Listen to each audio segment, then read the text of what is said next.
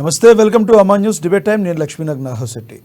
తెలంగాణలో కాంగ్రెస్ ప్రభుత్వం ఏర్పాటు చేసిన వెంటనే తాను ప్రకటించిన 6 గ్యారెంటీల అమల్లో భాగంగా మహాలక్ష్మి పథకంను ప్రవేశపెట్టి ఆర్టీసీ బస్సుల్లో మహిళలకు ఉచిత ప్రయాణాన్ని కల్పించింది తెలంగాణ సర్కార్.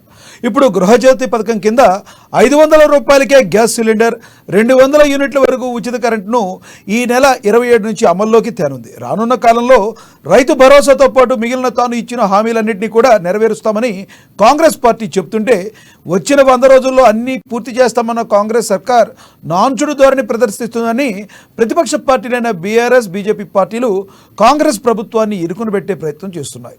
కాంగ్రెస్ పార్టీ తాను ఇచ్చిన హామీలు నిలబెట్టుకోనుందా? బీజేపీ, బీఆర్ఎస్ పార్టీలు ఎలా రియాక్ట్ కాబోతున్నాయి? ఇదే విషయానికి సంబంధించి ఈరోజు డిబేట్ కొనసాగుతుంది. డిబేట్లో పాల్గొనేందుకు మనతోటి ఉన్నారు రాజకీయ విశ్లేషకులు పాపిరెడ్డి గారు, అదేవిధంగా కాంగ్రెస్ పార్టీ నేత ఆచార్య గారు, బీజేపీ నేత శ్రీనివాస్ గారు, అదేవిధంగా బీఆర్ఎస్ నేత రామ్మోహన్ గారు కూడా యాడ్ అవుతారు. అందరికీ గుడ్ ఆఫ్టర్నూన్ సార్. ముందుగా ఒకసారి క్లిప్పింగ్ రేవంత్ రెడ్డి గారు ఏమన్నారో ఒకసారి ఆ క్లిప్పింగ్ చూసి అందరితో మాట్లాడదాం.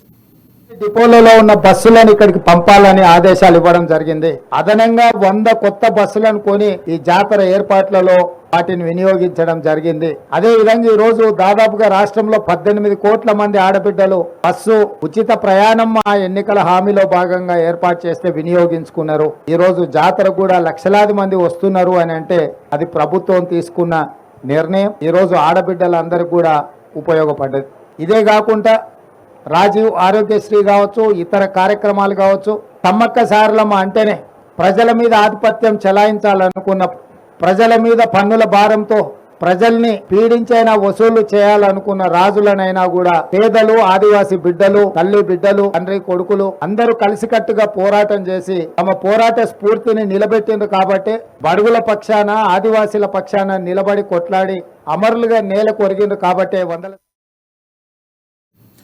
శ్రీనివాస్ రెడ్డి గారు చూశారు కదా సీఎం రేవంత్ రెడ్డి గారు ఏమన్నారు. ఇప్పటికైనా మీరు ఒప్పుకుంటారా కాంగ్రెస్ పార్టీ చిత్తశుద్ధితో ఉందని, రానున్న రోజుల్లో అన్నీ తానిచ్చిన హామీలన్నీ కూడా నెరవేరుస్తుందని ఒప్పుకుంటారా?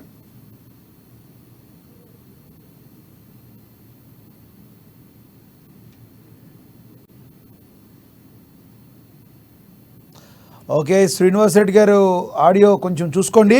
అదేవిధంగా రాజకీయ విశ్లేషకులు పాపిరెడ్డి గారు ఉన్నారు. పాపిరెడ్డి గారు గుడ్ ఆఫ్టర్నూన్ సార్.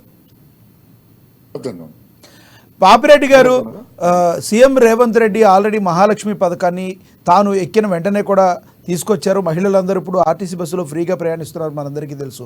అదేవిధంగా గృహజ్యోతి పథకం కింద కూడా తాము ఇచ్చిన హామీల్లో భాగంగా 500 రూపాయలకే గ్యాస్ సిలిండర్, 200 యూనిట్ వరకు ఫ్రీ కరెంట్ ఇవ్వడానికి కూడా వడివడిగా అడుగులు వేస్తూ రేపు 27వ తారీఖు నుంచి దాన్ని అమల్లో తెచ్చేందుకు ముందుకు వెళుతుంది కాంగ్రెస్ పార్టీ. మరి మిగతా అన్నీ కూడా ఇమీడియట్లీ కాంగ్రెస్ పార్టీ చేసే అవకాశం కనిపిస్తుందంటారు? ఇప్పుడు ఎలక్షన్స్ ముందు కాంగ్రెస్ పార్టీ ముఖ్యంగా 6 గ్యారంటీలు అమలు చేస్తామని ప్రజలకు హామీ ఇవ్వడం జరిగింది.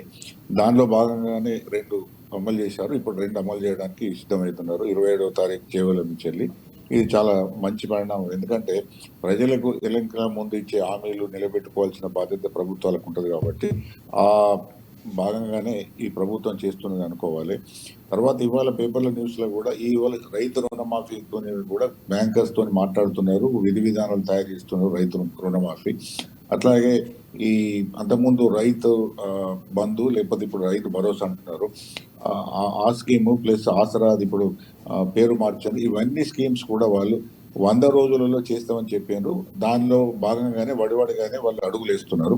కాకపోతే 100 రోజులని లిటరల్గా 100 రోజులు అంటే 1 నుంచి 100 రోజులని అనుకోవాల్సిన అవసరం లేదు. ఒక 10-15 రోజులు, నెల రోజులు అటు ఇటు అయినా కూడా ప్రభుత్వం ఎవరైతే ఇప్పుడు వచ్చిన ప్రభుత్వం ప్రజలకు హామీలు ఇచ్చిందో, వాగ్దానాలు చేసిందో అవన్నీ కూడా కొంత పాపిరెడ్డి గారు ఇక్కడ ముఖ్యంగా పాపిరెడ్డి గారు ప్రజల్లో ఒక కన్ఫ్యూజన్ కూడా ఉంది. పార్లమెంట్ ఎలక్షన్ల దృష్ట్యా, రానున్న దృష్ట్యా బీఆర్ఎస్ పార్టీ అయితేనేంటి, బీజేపీ పార్టీ అయితేనేంటి ఒత్తిడి తీసుకొచ్చి మీరు చేస్తున్నారు 100 రోజుల్లో, ఎందుకు చేయలేదు? 100 రోజులు కాకముందే ముందు అడుగుతున్న మాట కరెక్టే, కానీ రేషన్ కార్డులు సరిగ్గా ఇవ్వలేదు. కేసీఆర్ ప్రభుత్వం స్థాపించిన దగ్గర నుంచి కూడా రేషన్ కార్డులు సరిగ్గా ఇవ్వలేని పరిస్థితి, ఇవ్వలేదని చెప్పిన కాంగ్రెస్ పార్టీ ఈ రోజున రేషన్ కార్డులు మంజూరు కాకముందే తాను ఇచ్చిన హామీలో భాగంగా ఇప్పుడు 200 యూనిట్లు కరెంట్ అయితేనేంటి, గ్యాస్ సిలిండర్ ఇవ్వడం వలన లబ్ధిదారులకి సక్రమంగా చేరే అవకాశం ఉందా? ఎవరెవరో ఉన్నారో అవకాశం కనబడుతుంది అంటారా? ఇప్పుడు ఆల్రెడీ ఎవరైతే తెల్ల రేషన్ కార్డ్స్ ఉన్నాయో వాళ్ళకు ఈ 200 యూనిట్లు 27వ తారీఖు తర్వాత నుంచి ఇంప్లిమెంట్ చేస్తామని చెప్పడం జరిగింది. తర్వాత అర్హులైన వాళ్ళు ఎవరైతే గత కొన్ని సంవత్సరాలుగా అర్హులైన వాళ్ళ కార్డ్స్ రాలేదు, అవన్నీ కూడా ఇప్పటికి కూడా పెండింగ్ లో ఉన్నాయి. వాటిని కూడా మొత్తం స్ట్రీమ్ లైన్ చేసి అర్హులైన వాళ్ళకు కూడా కార్డ్స్ ఇవ్వాలి. వాటితో పాటుగా ఈ ఉచిత కరెంటు 200 యూనిట్లు కూడా వాళ్ళకు కూడా ఇవ్వాలి. కాబట్టి కార్డ్స్ రావడం కొంత టైం పడితే మాత్రం ఇప్పుడు ఇమీడియట్ గా ఈ తెల్ల కార్డు వాళ్ళకి ఇచ్చేసి మిగతా వాళ్ళకి టెక్నికల్ రీజన్ వేరే రీజన్ పెట్టకుండా ఎంత త్వరగా వీలైతే కొత్త కార్డ్స్ మంజూరు చేయాలి. కొత్త కార్డ్స్ మంజూరు చేయడంతో పాటు ఈ ఏదైతే 200 యూనిట్స్ మిగతా తెల్ల కార్డ్స్ తో వచ్చే లాభాలు కూడా వాళ్ళకి ఇవ్వాలి. కాబట్టి ఒకటేంటంటే ప్రభుత్వము ఇప్పుడు రాజకీయ పార్టీలు రకరకాలుగా వాళ్ళ పార్టీల యొక్క ధోరణి ఎన్నికలలోప్పుడు ప్రతిపక్ష పార్టీలు అధికార పార్టీని విమర్శించడం, అధికార పార్టీ తనకు ఉన్న అవకాశాలను వినియోగించుకొని ఎన్నికల ముందు పోయే ముందు కొన్ని స్కీమ్స్ ఇంప్లిమెంట్ చేయడం ఇవన్నీ సహజంగా జరుగుతుంది. కానీ ఒకటి ఏంటంటే నేను ఒక విశ్లేషణగా చెప్పేది ఏంటంటే అది 100 రోజులు అయినా ఒకవేళ ఇంప్లిమెంట్ కొద్దిగా లేట్ అయినా కూడా అది 100 రోజులు అయిపోయిందని మేము చేయవనే కాకుండా ఓకే సార్ అప్రెడ్డి గారు మీ దగ్గరికి నేను మళ్ళీ వస్తాను. కాంగ్రెస్ నేత ఆచార్య గారు ఉన్నారు, ఆచార్య గారితో మాట్లాడదాం. ఆచార్య గారు గుడ్ ఆఫ్టర్నూన్ అండి. ఆచార్య గారు చెప్పండి. ఆచార్య గారు 27వ తారీఖున గృహజ్యోతి పథకంలో భాగంగా 200 యూనిట్ల కరెంటుని అదేవిధంగా 500 రూపాయలకి గ్యాస్ సిలిండర్ని ఇవ్వబోతుంది. మీ సర్కార్ ఎలా అనిపిస్తుంది మీకు? 100% వాస్తవం సార్. ఏదైతే తెలంగాణ ఇచ్చిన తల్లి సోనియా గాంధీ మాట మేరకు తెలంగాణ ప్రజలు కాంగ్రెస్ పార్టీని అధికారం కట్టబెట్టినది వాస్తవం. ఏ ఉద్యమంలో ఉద్యమకారులు 1200 మంది చచ్చిపోతే ఆ యొక్క ఆత్మఘోష ఈ 10 సంవత్సరాలు గత ప్రభుత్వం ఇచ్చినటువంటి హామీలు నెరవేర్చకపోగా మరి కాంగ్రెస్ మీద వచ్చిన 65 రోజుల ఏం చేస్తారు, ఎటువైనా ఏం చేస్తున్నారు, ఇంకేందుకు ఇస్తలేరని చెప్పేసి మీ ప్రతిపక్షం మేము పకడ్బందీగా ఉన్నాం. మేము ప్రజలకి న్యాయం జరిగేంత వరకు పోరాటం చేస్తామని మాట్లాడుతున్నాం. సిగ్గు శరం ఉండాలి బీఆర్ఎస్ పార్టీ నాయకులకు. 10 ఏళ్ళు మీరు ఇచ్చినటువంటి హామీలు నెరవేర్చకపోగా నిరుద్యోగ భృతి ఇస్తా అన్నది మీరు మేనిఫెస్టోలో పెట్టింది మీరు ఎందుకు 10 ఏళ్ళు ఇవ్వలేరు? 10 ఏళ్ళు ఇవ్వకపోగా మళ్ళీ ఇవాళ కాంగ్రెస్ పార్టీ మీద మరి బీఆర్ఎస్ పార్టీ నాయకులు ఒకటే తుమ్మెత్తిపోతారు. 70 రోజులు అయింది స్వామి, ఎందుకు ఇంకా ప్రభుత్వం వచ్చి? మీరు అడిగిన ప్రశ్నకి మీరు చెప్పిన దానికి రామ్మోహన్ గారు రియాక్ట్ అవుతారు. రామ్మోహన్ గారు చెప్పండి, మీరు 10 సంవత్సరాల్లో ఏమి చేయకుండా 60 రోజుల్లోనే మీరు ఇంకా ఎందుకో హామీలు అమలు చేయలేదని మా మీద ఒత్తిడి చేస్తున్నారు. అయినప్పటికీ కూడా మేము ప్రజల పక్షాన ఉన్నాం, దానిలో భాగంగానే ఆల్రెడీ మహాలక్ష్మి పథకాన్ని ఇంప్లిమెంట్ చేశాము, ఇప్పుడు 27వ తారీఖున మరో గృహజ్యోతి పథకాన్ని కూడా ఇంప్లిమెంట్ చేయబోతున్నామని చెప్తున్నారు. ఎలా రియాక్ట్ అవుతారు చెప్పండి? మొట్టమొదట కాంగ్రెస్ పార్టీ చరిత్ర తెలుసుకుంటే బాగుంటుంది సోదరుడు. కాంగ్రెస్ పార్టీ చరిత్ర మొత్తం తెలంగాణను విధ్వంసం చేయడం, తెలంగాణను మోసం చేయడం కాంగ్రెస్ పార్టీ చరిత్ర. ఇవాళ బీఆర్ఎస్ నాయకులను ఇట్లా మీరు నిందించడం సబబు కాదు. ఎందుకంటే ఆ రోజు టీపీఎస్ ను నాశనం చేసి మర్రిచెన్నారెడ్డి గారిని టీపీఎస్ లో కాంగ్రెస్ లో విలీనం చేసుకుని తెలంగాణకు అన్యాయం చేసి ఇందిరాగాంధీ గారు. కాంగ్రెస్ పార్టీ నాయకులందరూ కూడా తెలంగాణ ప్రాంతానికి అనాదిగా విధ్వంసం చేసుకుంటూ వస్తున్నారు, నాశనం చేసుకుంటూ వచ్చారు కదా. మరి ఇవాళ కాంగ్రెస్ పార్టీ కలబొలి మాటలు చెప్తే ఎట్లా? మొన్నటికి మొన్న గడిచిన తెలంగాణ రాకముందుకు రాజశేఖర రెడ్డి గారు ఏమన్నా అసెంబ్లీ సాక్షిగా, కిరణ్ కుమార్ రెడ్డి గారు ఏమన్నా అసెంబ్లీ సాక్షిగా, ఇవన్నీ అందరు విన్నారు కదా, ఆన్ రికార్డు కదా మొత్తం. 10 సంవత్సరాలు తెలంగాణ ప్రాంతాన్ని అప్రతిహతంగా ముఖ్యమంత్రి కేసీఆర్ గారు అద్భుతంగా అభివృద్ధి చేసి సంక్షేమ పథకాలు చిట్ట చివరి వ్యక్తులకు అందించడానికి ప్రయత్నం చేసి దాంట్లో 90% సఫలీకృతమయ్యారు. ఏదో చిన్న చిన్న కారణాలు బట్టి 10 సంవత్సరాలు టీఆర్ఎస్ ప్రభుత్వం ఏం చేయాలని కాంగ్రెస్ పార్టీ కళ్ళబోలి మాటలు చెప్పడం ఇది పూర్తిగా రామ్మోహన్ గారు ప్రాక్టికల్ గా మాట్లాడుకుంటే ప్రజలందరూ చూస్తున్నారు. రామ్మోహన్ గారు తెలియకుండా కాంగ్రెస్ ప్రభుత్వం ఇబ్బందులు పాలవుతున్నది. ఇవాళ కాంగ్రెస్ పార్టీ ఏం చెప్తుందండి? 200 గృహాలకు 200 యూనిట్లు ఫ్రీ ఇస్తాం. ఏం షరతులు పెట్టారు అందులో? ఒక్కసారి గమనించండి. ఒకసారి విద్యుత్ శాఖ అధికారులు పిలువని చెప్పండి. క్రైటీరియా ఏముంది? 200 యూనిట్లు క్రైటీరియా ఏంటి ఫస్ట్ చెప్పండి. మీరు ఆ లోడ్ కెపాసిటీ ఎంత, మీటర్ రీడింగ్ ఎంత అవుతుంది, ఎన్ని గృహాలకు 200 యూనిట్ కాలుతుంది, ఎంత బడ్జెట్ కేటాయించాలి దానికి? కాంగ్రెస్ పార్టీతో మాట్లాడినారు కదా, నాశనం అయింది. ఆ క్రైటీరియా ఏంది, ఆ పథకం ఓకే సార్, మీ దగ్గర నేను మళ్ళీ వస్తాను. మనతోటి బీజేపీ నేత శ్రీనివాస్ రెడ్డి గారు ఉన్నారు. శ్రీనివాస్ రెడ్డి గారు good afternoon sir. Okay, Rammohan గారు చెప్పండి. రామ్మోహన్ గారు ఒకసారి చెప్పండి. 10 సంవత్సరాలు మీ పాలనలో మీరు ఇచ్చిన హామీలన్నీ నెరవేర్చడానికి అన్నీ నెరవేర్చారా? కొన్ని నెరవేర్చడానికి కొంత సమయం తీసుకున్నారు కదా. 100 రోజులు కాంగ్రెస్ పార్టీ సమయం ఇచ్చినప్పుడు 60 రోజులు 70 రోజుల నుంచే మీరు ఎందుకు చేయట్లేదని ఒత్తిడి చేయడంలో ఎంతవరకు కరెక్ట్ అంటారు? ప్రజలందరూ కూడా చూస్తున్నారు కదా. అంటే ఏదైనా ఒక కొత్త ప్రభుత్వం రామ్మోహన్ గారు కొత్త ప్రభుత్వం స్థాపించినప్పుడు అది ఏంటి అని తెలుసుకుని దాన్ని నెరవేర్చడానికి కొంత సమయం అనేది పడుతుంది కదా. 100 రోజులు అయిపోయిన తర్వాత మీరు మాట్లాడాల్సిన విమర్శనాస్త్రాలని పార్లమెంట్ ఎన్నికల దృష్ట్యా ముందే విమర్శనాస్త్రాలు ఎత్తుకుంటున్నారు అనుకోవచ్చా? లేదు. కేసీఆర్ గారు అధికారం కోల్పోయిన తర్వాత రేవంత్ రెడ్డి గారు ముఖ్యమంత్రి కాకముందుకు ఎలక్షన్ టైంలో వాళ్ళు చెప్పింది ఏంది, 2 లక్షల లోన్ తీసుకొని రాండి ఇమీడియట్ గా బ్యాంకులోకి పోయి నేను 9వ తారీఖు నాడు 2 లక్షల లోన్ రద్దు చేస్తా అని చెప్పిందా లేదా? పత్రికా ముఖంగా, టీవీల ముఖంగా 9వ తారీఖు ఈసారి ఇప్పటి 9వ తారీఖులు అయిపోయినాయి. ఇంతవరకు 2 లక్షల రూపాయలు రుణమాఫీ జరగలేదు. అది ఎవరు చెప్పారు? రేవంత్ రెడ్డి గారు చెప్పిన మాటనే కదా మేము అడుగుతున్నది. 100 రోజులు ఆగుతాం, విపక్షానికి టైం సమయం ఇస్తాం, దాంట్లో ఎలాంటి బేసిదాలు లేవు. ఓకే సార్, శ్రీనివాస్ రెడ్డి గారు కనెక్ట్ అయ్యారు. సార్ రామ్మోహన్ గారు శ్రీనివాస్ రెడ్డి గారు కనెక్ట్ అయ్యారు. శ్రీనివాస్ రెడ్డి గారితో మాట్లాడి మీ దగ్గరికి వస్తాను. శ్రీనివాస్ రెడ్డి గారు, మీరు చూశారు గృహజ్యోతి పథకాన్ని కూడా కాంగ్రెస్ పార్టీ అమలు చేయబోతుంది. ఆల్రెడీ మహాలక్ష్మి పథకాన్ని అమలు చేసింది. మరి కాంగ్రెస్ పార్టీ చిత్తశుద్ధిగా ఉందని మీరు నమ్ముతున్నారు? అన్న, ఒక్క విషయం గుర్తుపెట్టుకోవాలి. కాంగ్రెస్ పార్టీ ఓన్లీ వాళ్లకు అధికారమే లక్ష్యంగా హామీలు ఇచ్చుకుంటూ పోయారు. వాళ్ళు ఇచ్చిన పథకాలలో ఒక ఆర్టీసీ బస్సును ఉచితంగా చేసినామని ఒకటి చెప్పుకుంటూ పోతున్నారు, ఇంకో 2 చేస్తామంటున్నాడు. ఆ రోజు రేవంత్ రెడ్డి గారు మాట్లాడే కొన్ని క్లిప్సింగ్ మనం చూద్దాము. అందరికీ కరెంటు ఫ్రీ ఇస్తున్నా అన్నాడు. 200 యూనిట్లు అన్న విషయం ఎక్కడే చెప్పలేదు. అదేవిధంగా గ్యాస్ క్వాంటిటీ కూడా ఈరోజు తగ్గిస్తారని చెప్తున్నారు. దేనికి వీళ్ళకి ఒక రకమైన పథకాల మీద అవగాహన లేకుండా ఒక ఓన్లీ గెలవాలనే ఉద్దేశంతో ఇవాళ వీళ్ళు పథకాలు ఇచ్చిన సంగతి ఇవాళ తెలంగాణ ప్రజలు అర్థం చేసుకుంటున్నారు. ఆల్రెడీ తెలంగాణ ప్రజలు అనుకుంటున్నారు ఓన్లీ గెలిపే లక్ష్యంగా వీళ్ళు హామీలు ఇచ్చింది తప్ప ఏ పథకానికి వీళ్ళు ఏ దాన్ని సక్సెస్ఫుల్ చేస్తారని మాత్రం మేము అనుకోవట్లేదు.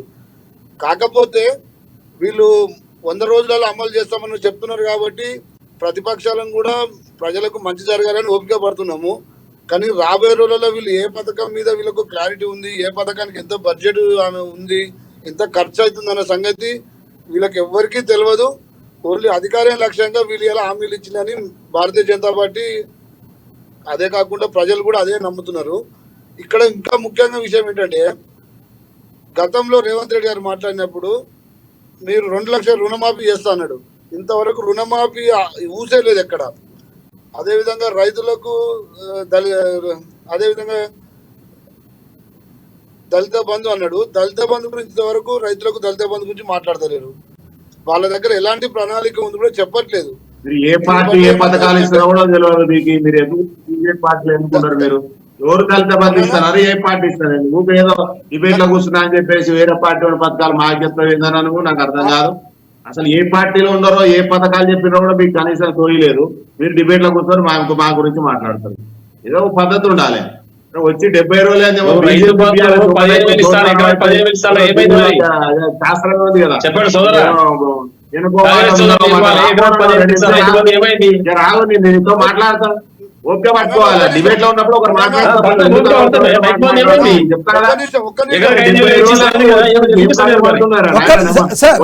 ఒకరి తర్వాత ఒకరు మాట్లాడండి.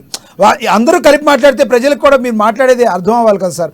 ఒకరి తర్వాత ఒకరు చెప్పండి. శ్రీనివాసరెడ్డి గారు, మీరు బీఆర్ఎస్ పార్టీ పొత్తులో ఉన్నారని చెప్పి రానున్న రోజుల్లో 7 సీట్లలో బీజేపీ, అదేవిధంగా ఒక 6 సీట్లలో బీఆర్ఎస్ పోటీ చేస్తుందని స్వయాన రేవంత్ రెడ్డి గారు చెప్పడం జరిగింది. దీని గురించి ఎలా అంటారు?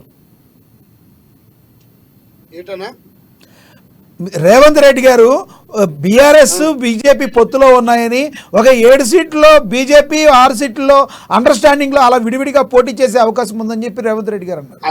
అన్న, మొన్ననే మా మాజీ రాష్ట్ర అధ్యక్షుడు బండి సంజయ్ గారు చెప్పిండు, మా అధ్యక్షుడు కిషన్ రెడ్డి గారు చెప్పిండు, ఎవరన్నా ఏదన్నా పార్టీ తోటి భారతీయ జనతా పొత్తు పెట్టుకుంటుంది అంటే చెప్పిండు. ఇట్లా చెప్పకూడదు. ఏ పార్టీకి భారతీయ జనతాకి మద్దతు అవసరం లేదు. ఏ పార్టీ తోటి లోపాయారి ఒప్పందాలు మాకు లేవు, మాకు అవసరం లేదు. మేము కేంద్రంలో 400+ సీట్లతో గెలవడానికి పెట్టు మాకే పార్టీలతో మాకు సంబంధం. మా భారతీయ జనతా పార్టీ ఒకటే ముక్త కాంగ్రెస్ కావాలనేది మా లక్ష్యం. తప్పే ఉంది శ్రీనివాసరెడ్డి గారు, రాజకీయాల్లో శాశ్వత శత్రువులు శాశ్వత మిత్రులు ఎవరు ఉండరు. తిట్టిన చోట తిట్టకుండా బీఆర్ఎస్ నాయకులు కేసీఆర్ గారు మిమ్మల్ని తిట్టినప్పటికీ కూడా మరి కేంద్రంలో అధికారంలోకి రావడానికి బీజేపీ వెళ్తుందనే విధంగా కాంగ్రెస్ పార్టీ అంటుంది కదా. మేము ముక్త కాంగ్రెస్ గురించి మాట్లాడుతున్నాం. దేశంలో కాంగ్రెస్ పార్టీ కానీ, కాంగ్రెస్ శక్తులు కానీ, కాంగ్రెస్ మూలాలు కానీ లేకుండా చేయడమే భారతీయ జనతా పార్టీ లక్ష్యము. దాని లక్ష్యంగా మేము పనిచేస్తున్నాము. కానీ కాంగ్రెస్ పార్టీ తోటి అలవెన్స్ ఉంటుంది అనడం అది నిజంగా అది చాలా అవివేకము. అది మీ దగ్గరికి మళ్ళీ వస్తాను, ఆచార్య గారితో మాట్లాడదాం. ఆచార్య గారు చెప్పండి, సీఎం రేవంత్ రెడ్డి గారు కూడా చెప్పడం జరిగింది, ఈ కాంగ్రెస్ పార్టీ బీఆర్ఎస్ పార్టీ అదేవిధంగా బీజేపీ పార్టీ ఏదైతే ఉన్నాయో కొన్ని సీట్లు విడివిడిగా పోటీ చేసి లోపాయికారికి పొత్తు డైరెక్ట్గా పెట్టుకున్నా పెట్టుకోకపోయినా తక్కువ సీట్లో పోటీ చేస్తే అని మీరు చెప్పడం జరిగింది. ఎందుకు అలా చెప్పారంటారు? మీకు ఏమైనా ఇన్ఫర్మేషన్ ఉందా?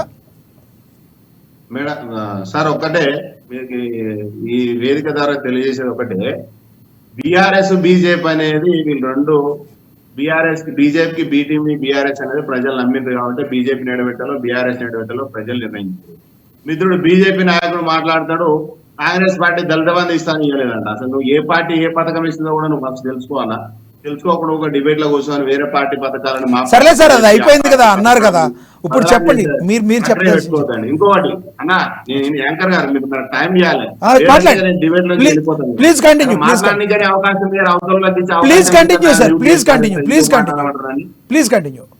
ఒకటి మాత్రం వాస్తవం, 6 గ్యారెంటీలు మేము ఇచ్చినాం ఈ రాష్ట్ర ప్రజలకు. మాకు అది ఒక భగవద్గీత, ఖురాన్, బైబుల్ లాంటిది. మేము 100% ఇప్పటికే 4 గ్యారెంటీలు కంప్లీట్ చేస్తాం. రేపు 2 గ్యారెంటీలు ఉన్నాయి. అది ఉచిత కరెంటు 200 యూనిట్లు, బీపీఎల్ కార్డు ఉన్న ప్రతి ఒక్కరే, అర్హత ఉన్న ప్రతి ఒక్కరికి ఉచిత కరెంటు 27వ తారీఖున 100% కాంగ్రెస్ పార్టీ మాట ఇచ్చిందట. మాట తప్పదు, మడమ తిప్పదు.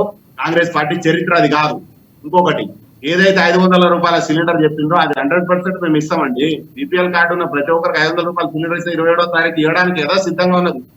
ఎన్నికల కోడ్ వస్తుందనే ఇంకా తొందర తీసుకొస్తున్నాం. మేము 100 రోజులు అన్నా కూడా 100 రోజులు కాకముందే మేము ఎందుకు పథకాలు ఇవ్వాల్సి వచ్చింది? వాళ్ళలాగా 10 ఏళ్ళు అయితే కూడా పథకాలు, నీళ్ళతో వృద్ధి కానీ, డబుల్ బెడ్రూమ్ ఇల్లు కానీ, ఉద్యోగాలు కానీ రోడ్ల మీద పడి వచ్చింది కదా 10 ఏళ్ళు. కనీసం సిగ్గు శరం ఉండాలి. మొన్నటికి మొన్న ఇరవల్ దయాకరావు గారు మాట్లాడతారు, ఇంకా మాకు 6 గ్యారెంటీలు ఎందుకు ఇవ్వలేదు. సిగ్గు శరం ఉండాలి. 10 ఏళ్ళు అయితే నిరుద్యోగ వృద్ధి ఇయ్యనికే చేతగాలే, ఉద్యోగానికి ఇయ్యనికే చేతగాలే, ఏమో అయిపోయింది అన్నట్టుగా మీరు మాట్లాడే విధానం చూస్తుంటే నిజంగా నాకు బాధేస్తుంది. మరి ఇంక 100 రోజులు కంప్లీట్ కాలే, 70 రోజులు అయిపోయింది. మీరు చేసిన అవినీతి కుంపటిగా బయట పడుతూనే ఉంది.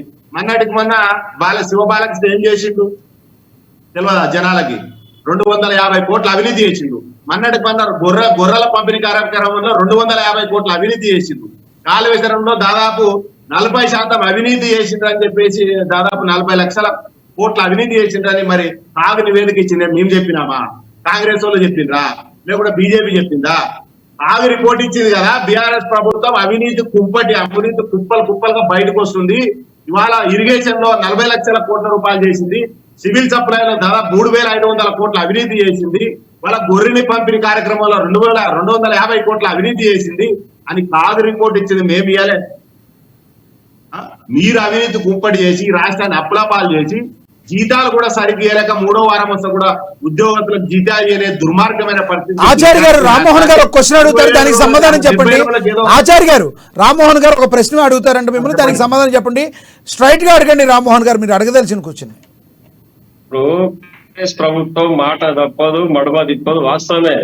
ఎందుకంటే తెలంగాణ ప్రాంతానికి 1 రూపాయి ఇయ్యను అని అసెంబ్లీ సాక్షిగా కిరణ్ కుమార్ రెడ్డి గారు వారికంటే ముందు రాజశేఖర రెడ్డి గారు చెప్పడం జరిగింది. తెలంగాణను మోసం చేసేది కాంగ్రెస్ ప్రభుత్వం.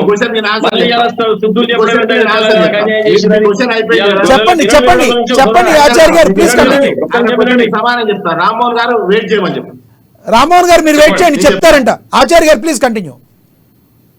ఉమ్మడి ఆంధ్రప్రదేశ్ లో తెలంగాణలో ఉన్నటువంటి 64 మంది ఎమ్మెల్యేలు ఎందుకు పోరాటం చేసిరు? మా ప్రాంతానికి అన్యాయం జరుగుతుందని కదా. మేము అధికార పార్టీలో ఉండి 64 మంది తెలంగాణ ఎమ్మెల్యేలు చిన్నారెడ్డి గారి ముందరుండి మా ప్రాంతానికి నీళ్లలో అన్యాయం జరిగింది, నిధులలో అన్యాయం జరిగింది, నియామకాల్లో అన్యాయం జరిగింది అని చెప్పేసి కేంద్రంతో మా అధికార పార్టీలో ఉండి కూడా కొట్లాడిన సంగతిని మర్చిపోయినట్టు కిరణ్ కుమార్ రెడ్డి తప్పు చేసింది కాదు. ఈ రాష్ట్రంలో ఉమ్మడి ఆంధ్రప్రదేశ్ లో ఉన్నప్పుడు ఆంధ్ర పాలకులు అందరూ తప్పు చేసింది అనే కదా కాంగ్రెస్ పార్టీ వచ్చి మరి ఆచార్య గారు ఉమ్మడి ఆంధ్రప్రదేశ్ లో ఉన్నప్పుడు మరి కాంగ్రెస్ పార్టీ ఎప్పుడు కూడా తెలంగాణ యొక్క ప్రజల మన్నని ఎందుకు గెలుచుకోలేకపోయింది? తక్కువ సీట్లకి ఎందుకు పరిమితం అయ్యారు మీరు ఏపీతో పోల్చుకుంటే? అప్పుడున్న ఏపీతో పోల్చుకుంటే తక్కువ సీట్లు ఎందుకు గెలిచారు? తెలంగాణ వాదాన్ని నాశనం పట్టించింది కాంగ్రెస్ పార్టీ. ఆగండి రామ్మోహన్ గారు, ఏం తక్కువ సీట్లు అండి? ఏపీతో పోల్చుకుంటే ఇక్కడ మీకు ఖమ్మం దగ్గర నుంచి, యువతుల దగ్గర నుంచి కూడా, ఆదిలాబాద్ దగ్గర నుంచి ఎక్కడ చూసుకున్నా కూడా కాంగ్రెస్ తక్కువే ఉండేది కదా. మరి చెప్తా, 2014 బీఆర్ఎస్ పార్టీకి ఎన్ని?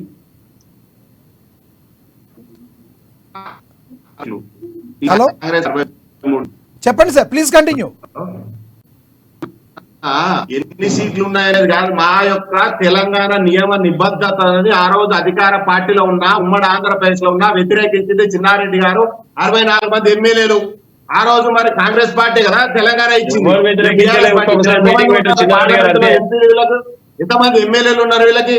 కొట్లాడింది మేమే కదా, మా పార్టీ మీద మేము వ్యతిరేకత మాకు అందరుగుతుంది. కొట్లాడి మరి 28 రాష్ట్రాలకు వ్యతిరేకంగా తెలంగాణ ప్రాంతానికి కాంగ్రెస్ పార్టీ అన్యాయం చేసి ఒప్పుకుంటారు కదా మరి సోదరా? ఎవరు అన్యాయం చేసి? తెలంగాణ ప్రాంతానికి కాంగ్రెస్ పార్టీ అన్యాయం చేసింది కదా, వాస్తవం కదా? వినండి, మీరు వినండి. కాంగ్రెస్ పార్టీ ఎక్కడ అన్యాయం చేయలేదు. కాంగ్రెస్ పార్టీ ఇస్తేనే వచ్చింది తెలంగాణ. రామ్మోహన్ గారు 10 సంవత్సరాలు ఇవ్వకపోతే సోనియా గాంధీ మీద కాళ్ళ మీద పడి భిక్ష అడిగింది ఎవరు? మీకు గుర్తులేదా? ఇదే కేసీఆర్ గారు, ఇదే కేటీఆర్ గారు, హరీష్ రావు కాళ్ళ మీద పడి ఆ రోజు కృతజ్ఞత చెప్పింది ఎవరు? కేసీఆర్ గారు కదా. మీరు కాంగ్రెస్ పార్టీ ఇవ్వకపోతే ఎవరు ఇచ్చారు? కాంగ్రెస్ పార్టీ తెలంగాణ ఇవ్వకపోతే నువ్వేడుంటుండే, నీ పార్టీ ఏడుండే, నీ మంత్రి ఏడుంటుండే, నీ ముఖ్యమంత్రి ఏడుంటుండే. మీరు కాంగ్రెస్ పార్టీని విమర్శిస్తారా? ఆ ప్రాంతం మాకు అన్యాయం జరిగిందనే కదా పరిపాలన బాగా బయటకు వచ్చింది. మెడల్ వంచి వసూలు చేశారు తెలంగాణ రాష్ట్రాన్ని. సోనియా గాంధీ మోసం చేసింది, రాజశేఖర్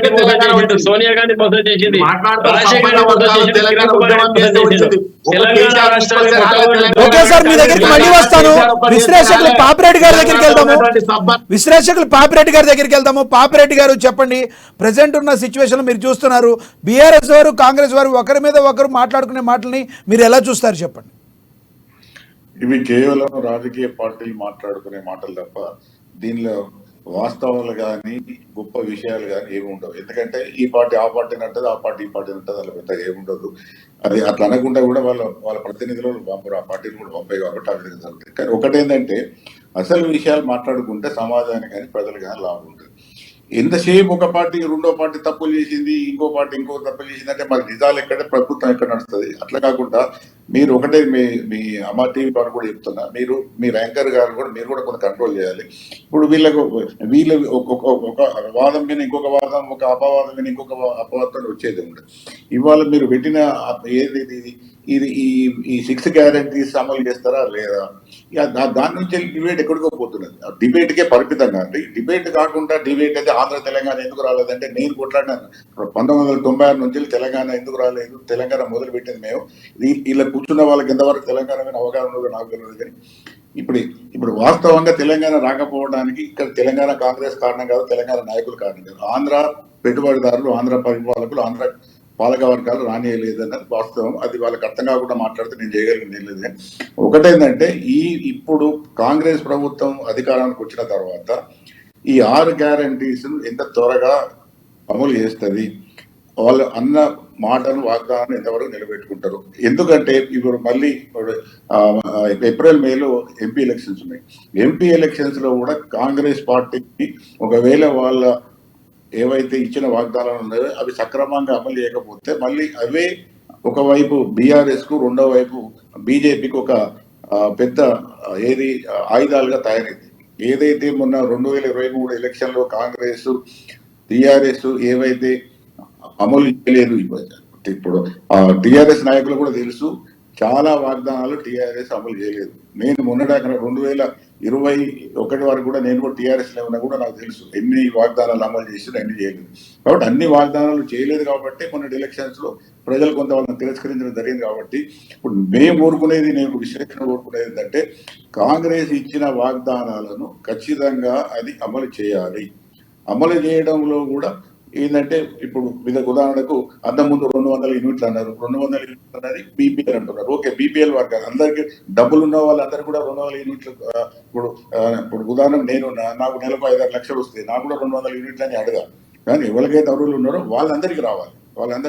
500 సిలిండర్ కూడా ఇంకా పెట్టదలుచుకుంటే ఒకవేళ 2 లక్షలు 3 లక్షల రూపాయలు ఇంకా ఉన్న వాళ్ళని కూడా ఎక్స్ప్లోర్ చేయాలి. ఎవరైతే అర్హులు ఉంటారో, ఎవరైతే అవసరం ఉంటుందో వాళ్ళకి ఒకటి చేయాలి. రెండోది ఏంటంటే వీళ్ళు ఇచ్చిన అమలు అన్ని చేయాలి. రైతు రుణమాఫీ నుంచి మొదలు పెడితే అన్ని ఏదైతే 6 స్కీమ్స్ ఉన్నాయో అవే బైబుల్ అనుకుంటా. అంటే ఇక్కడ కాంగ్రెస్ పార్టీ ఒక అడుగు ముందుకేస్తున్నట్టే కనబడుతుంది కదండి. ఆల్రెడీ మహాలక్ష్మి పథకం చేస్తున్నది కాబట్టి అటు అపోజిషన్ పార్టీస్ కూడా ఓపిక పట్టాలి. ఒకవేళ వాళ్ళు కంప్లీట్ గా 100 రోజులు కూడా కంప్లీట్ కాలేదు కదా.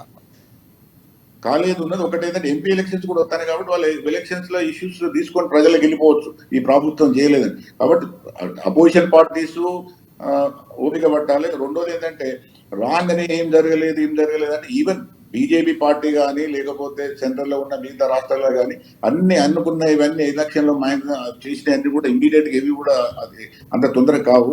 అయితే ఒకటేంటంటే ఎలక్షన్స్ లో అనేకమైన గెలవడం కోసం అనేకమైన ప్రామిస్ చేస్తుంటారు.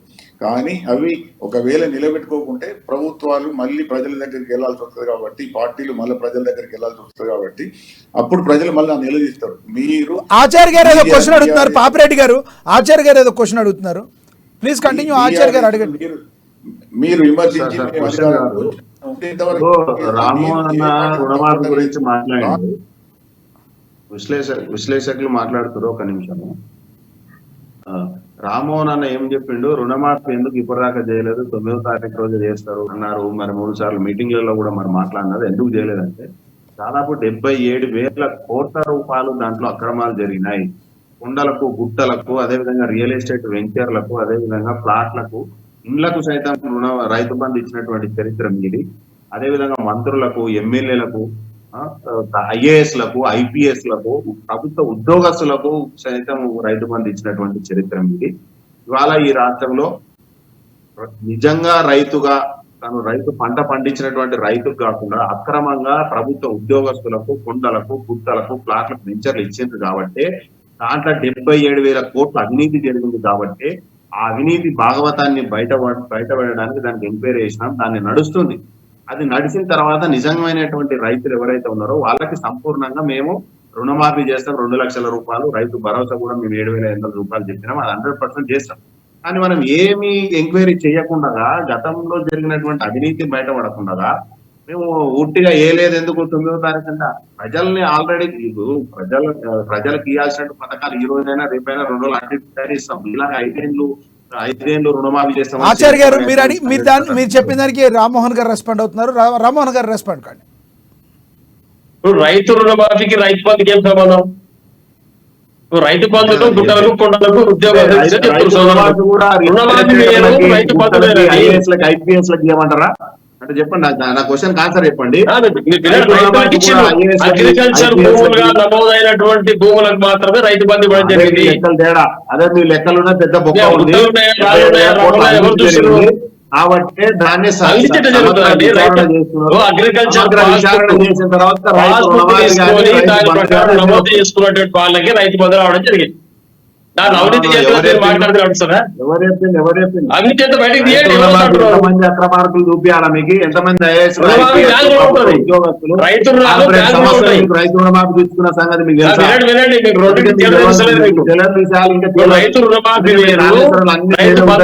ప్రపంచం ఎవరు అవినీతి జరిగింది జరిగిందని కాగ్ నివేదిక ఇచ్చింది.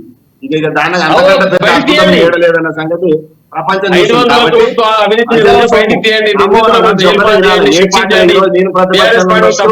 మీరు ప్రతిపక్షంలో ఉండొచ్చు. నేను ఒక విషయం నేను మాట్లాడేది వినండి, సావధానంగా వినండి. ప్రభుత్వంలో ఎవరైనా అధికారంలో ఉండొచ్చు, అది సహజం. కానీ పారదర్శకత అనేది ఉండాలి. ప్రజల సొమ్ము దుర్వినియోగం కావద్దు.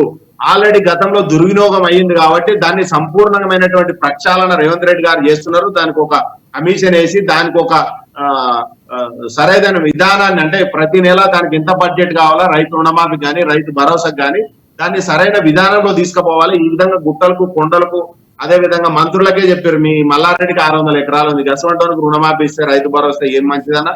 ప్రజల సొమ్ము కష్టం చేసి రక్తం పీల్చి పిప్పి ట్యాక్స్ రూపంలో వసూలు చేసుకున్న సొమ్ముని గసవంటోళ్ళకి ఇవ్వాలి. ఇది కరెక్ట్? ఈ రాష్ట్రంలో ఎంతమంది దుమ్మెత్తిపోస్తున్నారు దాన్ని మేము సమర్థించాలి.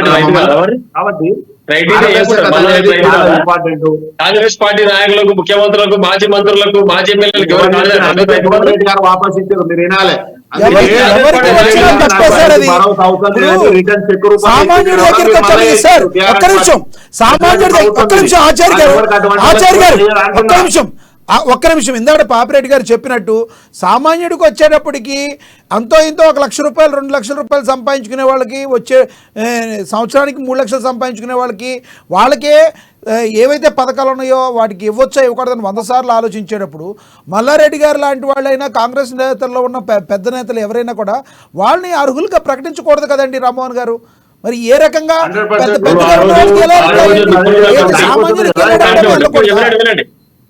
చెప్తారు, ఒక్క నిమిషం వినండి. ఆ రోజు రైతు బంధు పథకం ప్రారంభించినప్పుడు ఎవరైతే రైతులు క్రైటీరియా ప్రకారం అగ్రికల్చర్ ఆఫీసులో నమోదు చేసుకున్నారో వాళ్ళకి, అగ్రికల్చర్ భూములు ఉన్న వాళ్ళకి ఇవ్వడం జరిగింది. లిమిటేషన్స్ పెట్టలేదు. కాంగ్రెస్ పార్టీ లిమిటేషన్ పెట్టదలుచుకుంటే పెట్టుకోవాలి. అలాగా సార్, చిన్నకారు సన్నకారు రైతులుగా పెట్టుకుని ఎవరైతే సన్నకారు రైతులను, చిన్న రైతులు ఉన్నారో వాళ్ళకి ఇవ్వాలి, కానీ మోతుబరులకు ఉన్న వాళ్ళకి ఇస్తే ఎలా అవుతుంది? ప్రజాస్వామ్య బతుకు అవుతుందని చెప్పండి. ఇన్ని ఎకరాల్లో సాగు ఉంది, ఈ సర్వే సాగు ఉంది, ఆ రిపోర్ట్ ప్రకారం రైతు బంధు అగ్రికల్చర్ భూమి. ఆచార్య గారు ఒక్క నిమిషం ఆగండి, రామ్మోహన్ గారు చెప్తున్నారు. ఆచార్య గారు ఒక్క నిమిషం ఆగండి, చెప్పండి రామ్మోహన్ గారు చెప్పండి. ఎవరైతే భూమికి వాల్యూ కట్టి ఆ యొక్క పంట సాయం చేయడం జరిగింది. అగ్రికల్చర్ వ్యవసాయం చేసే వాళ్ళు కోటీశ్వర్ల బీద వాళ్ళ క్రైటీరియా చూడలేదు ఆ రోజు. ఒకవేళ కాంగ్రెస్ పార్టీ తప్పు ఇంతమందికి ఇచ్చేది లేకుండా కూడా మీరు సవరించి పథకాన్ని మార్చి ఇవ్వండి, ఎవరో అంటున్నారు. అంతేగాని ఇంతవరకు ఏ కూడా కలబులి మాట అని చెప్పి అధికారులకు వచ్చి మీరు కోటీశ్వర్లకు ఇచ్చారు, మీరు ఐఏఎస్ ఆఫీసర్లకు ఇచ్చారు, ఐపీఎస్లకు ఇచ్చారంటే మీరు క్రైటీరియా పెట్టండి. మేము 5 ఎకరాల వరకు ఇస్తే క్రైటీరియా పెట్టి దాన్ని అమలు చేయండి, ఎవరో అంటున్నారు. ఈ రోజు వరకు శ్రీనివాసరెడ్డి గారు ఇందా నుంచి కనెక్ట్ కాలేదు, కనెక్ట్ అయ్యారు ఆయనతో మాట్లాడదాం. చెప్పండి శ్రీనివాసరెడ్డి గారు, ప్రస్తుతం ఉన్న సిచ్యువేషన్ లో అన్ని పథకాలు కూడా అన్ని పథకాల అమలుకి మేము సిద్ధంగా ఉన్నాము, చిత్తశుద్ధితో ఉన్నామని కాంగ్రెస్ పార్టీ చెప్తుంది. ఏమంటారు మీరు? ఆచార్య ఇప్పుడు కాంగ్రెస్ సంబంధించిన ఆచార్య గారు చాలా అగ్రెసివ్ గా మాట్లాడుతున్నాడు, కనీసం డిబేట్ లో రెస్పెక్ట్ కూడా మాట్లాడుతున్నాడు.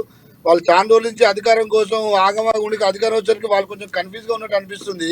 నేనేం మాట్లాడను ఇందాక వింటున్నావు అన్న, నేనేమంటున్నంటే గతంలో టిఆర్ఎస్ పార్టీ దళిత బంధు, అదేవిధంగా రైతు బంధువులు లాంటివి ఇచ్చింది. దానికి సమకూలంగా మీరు కూడా రేవంత్ రెడ్డి గారు చాలా సార్లు సభలలో మేము అన్ని రకాల పథకాలు ఇస్తామని చెప్పాడు. ఆ పథకాలు అమలు చేయకుండా ఏదో ఆర్టీసీ బస్సు రెడీగా ఉన్నాయి, గత ప్రభుత్వాలు ఎప్పటి నుంచో అది ఒక ఆర్టీసీ ఆస్తి ఎప్పుడో రెడీగా ఉండగానే ఆర్టీసీ బస్సు ఫ్రీగానే అనౌన్స్ చేసి. శ్రీనివాసరెడ్డి గారు, అదైతే అంతకు ముందు ఎవరు కూడా ప్రభుత్వం ఆర్టీసీ బస్సుకి బీఆర్ఎస్ ప్రభుత్వం అయితే ఫ్రీగా ఇవ్వలేదు కదా. వాళ్ళు 6 పథకాల్లో ఏదైతే భాగంగా ఉన్నారో ఏది ముందు ఇంప్లిమెంట్ చేశారో దాన్ని చేశారు. మంచి చేసిన వాళ్ళు మంచి అనాలి, కానీ ఫస్ట్ మీరు అది చేశారు అని అంటలో అర్థం లేదు కదా శ్రీనివాసరెడ్డి గారు. నేనేమంటున్నా, అది ఇంప్లిమెంట్ చేసిందో సంతోషం, ప్రజలు అలా అనాలి. దానివల్ల వేరే వాళ్ళు కొంత ఆటో వాళ్ళు ఇబ్బందులు పడుతున్నారు, అవన్నీ కొన్ని ఉంటాయి. అవన్నీ అన్ని కావాలని సార్, కంప్యూటర్ వల్ల ఉపయోగం ఉంటుంది, అదేవిధంగా చెడుతనము ఉంటుంది. ఒక మంచి పథకం ఉంటే వల్ల ప్లస్ ఉంటుంది, మైనస్ దాన్ని క్రోడీకరించుకోవాలి. ఇస్తేనేమో ఇచ్చారంటారు, ఇవ్వకపోతే ఇవ్వలేదు అంటారు. ఏమని చెప్పాలి చెప్పండి? ఆటో వాళ్ళకి ఇంకేమి ప్రాబ్లమ్స్ లేవా? ఆటో వాళ్ళకి మేము సవరిస్తామని సీఎం రేవంత్ రెడ్డి గారు ఆటో వాళ్ళందరి దగ్గరికి వెళ్ళారు, వాళ్ళందరినీ ఒక దగ్గరికి రమ్మన్నారు. త్వరలోనే వాళ్ళకు కూడా ఒక మంచి పథకం ఇస్తామని చెప్తున్నారు కదా. ఒక మంచి పని చేసినప్పుడు దాన్ని ముందుకు తీసుకెళ్ళిన వాళ్ళు కదా. నేను అదే అంటున్నా అండి. నేను ఏమంటున్నా, ఇందాక మాట్లాడే విధానం ఎట్లా ఉందంటే కరెక్ట్, వాళ్ళకు అంటే అక్కడ కమ్యూనికేషన్ గ్యాప్ లేండి. ఆయన మిమ్మల్ని అనాలి లేదు, మీరు ఆయన కమ్యూనికేషన్ గ్యాప్ అంతే. ఇంకొక విషయము నేనేమంటున్నా అంటే, రైతులు చాలా మంది ఇబ్బంది పడుతున్నారు. గత ప్రభుత్వాలు పలు గుట్టలకు కొండలకు ఎక్కువిచ్చారా తక్కువిచ్చారా అనేది తర్వాత విషయం.